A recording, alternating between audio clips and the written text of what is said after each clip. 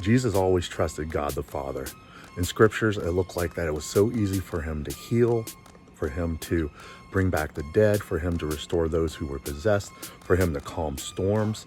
So why was it when it was a moment that he needed to trust his Father the most that it seemed so difficult for him? So difficult he was sweating drops of blood during the agony in the garden. Let's find out. I wasn't planning on a foggy day, but it works perfectly. Just like these woods behind me, I went on a retreat a while ago, and it was at this one place, which was a retreat center, a place of rest, a spiritual place. I was walking through the woods, and there was a sign that said Haunted Woods. And I had no idea what that had to mean, haunted woods, a place of a retreat center. And apparently there were some people that were buried from the Civil War up into the woods, and they say sometimes you can see the ghost. This was a sign not put out by the retreat center. I decided to skip walking through the woods because they were a lot like this, except for it was nighttime. But it made me really think. Places of haunting become places of healing. What I mean by that is usually the places in our heart, the places we don't want to share, become deep spiritual places when we hand those over to God, and they become a place of healing, a place to really see through faith. And that's what happened in the Garden of Gethsemane.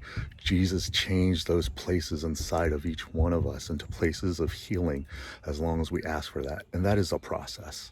The second concept is expert level. And there's two things I want to share with this. One is wine, and the second one is cardiac rhythm strips. The concept of expert level goes like this. Just think of someone who's like a beginner. We'll go with wine. Someone who, like me, because I don't drink a lot of wine, sees a wine, someone's like, that's a great wine. I drink it. I'm like, oh, okay, that's good. Or whatever. But just imagine a sommelier. I can never say that word, but a person who's an expert in wine. Not only can they taste the hints and the differences and the smells and the whole, what's all involved with that, things I don't even know about. What happens is this, since they're an expert, it's not so much this is good or this is bad or It's like they're able to describe how it tastes, where it's from.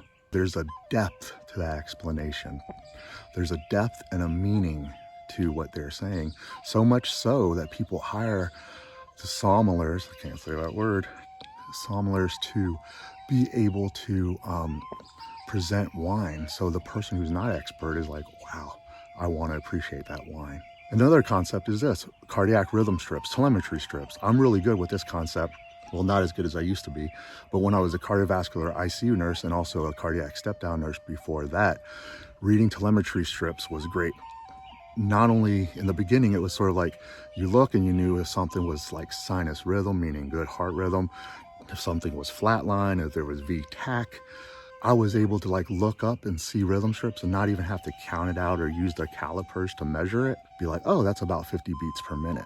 The thing with that is not only the beats per minute, but you could also be like, oh, that's a first degree heart block, second degree heart block.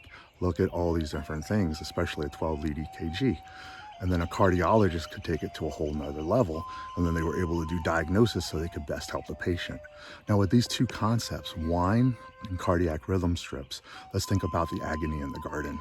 In the scriptures it mentioned that Jesus learned obedience through suffering in the Garden of Gethsemane. And in that garden, he suffered on an expert level, meaning he was God and man, and he was able to not only feel suffering, but feel the suffering of each one of us, and to the degree that we could never even imagine. That's why this is such a mystery. It is such a mystery that it begins our sorrowful mysteries of the Rosary, the agony in the garden. There's two choices of videos. You can watch the one up there, and that's my conversion story, Why Catholic, or you can watch another video, and see you soon. Thanks, and God bless.